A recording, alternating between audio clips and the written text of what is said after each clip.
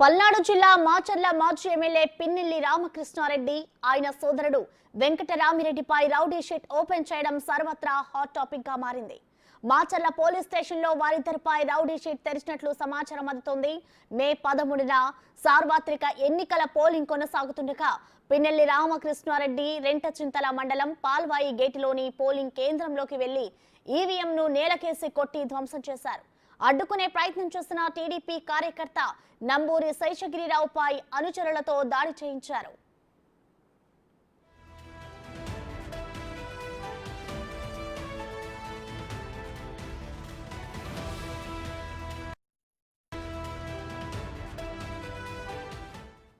అలానే ఎన్నికల సందర్భంగా పలుచోట్ల పిన్నెల్లి సోదరులు విధ్వంసాలకి కూడా పాల్పడినట్లు ఆరోపణలున్నాయి.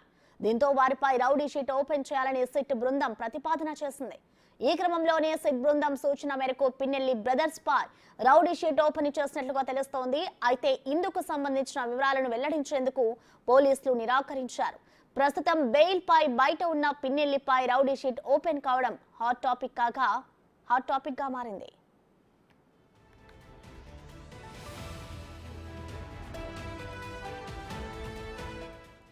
పిన్నెల్లి ఈవీఎం పగలగొట్టిన వ్యవహారం సుప్రీంకోర్టు దాకా వెళ్లింది.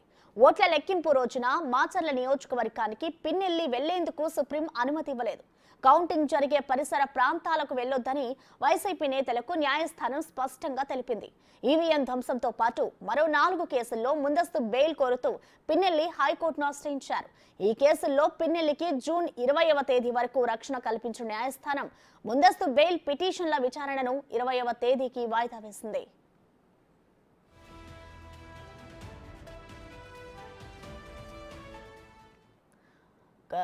ఈ రౌడీ షీట్ ఓపెన్ కి సంబంధించిన కేసులకు సంబంధించిన మరింత సమాచారం మా ప్రతినిధి శివ అందిస్తారు. శివ, ఆంధ్రప్రదేశ్ లో ఎన్నికల సందర్భంగా జరిగిన విధ్వంసాలకు సంబంధించి కూడా సిట్ సర్వేగా దర్యాప్తు చేసింది.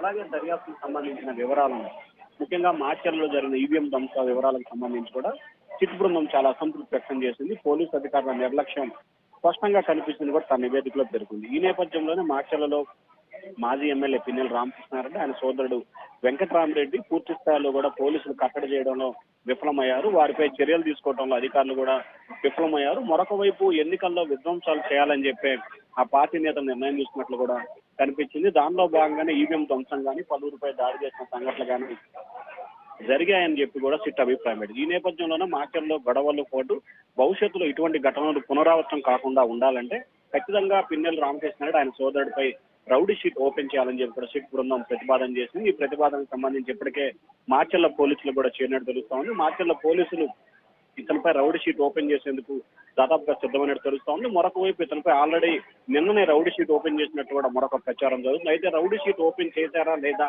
అనే దానికి సంబంధించి మాత్రం పోలీసులు సమాధానం ఇచ్చిన పరిస్థితి కనిపించట్లేదు. మరొక వైపు అధికారం మార్చడంతో కూడా ఆ ప్రాంతంలో జరిగిన అల్లర్ల నేపథ్యంలో కూడా పూర్తి స్థాయిలో పోలీసులు అప్రమత్తంగా వ్యవహరిస్తున్న పరిస్థితి కూడా కనిపిస్తా ఉంది. అయితే పిన్నెల్లి రామకృష్ణారెడ్డిపై 4 కేసులు నమోదైన 4 కేసులకు సంబంధించి కూడా హైకోర్టులో ఆయన ముందస్తు బెయిల్ పిటిషన్ దాఖలు చేశారు. జూన్ 20 వరకు కూడా ఆయనకు మినహాయింపు ఉంది.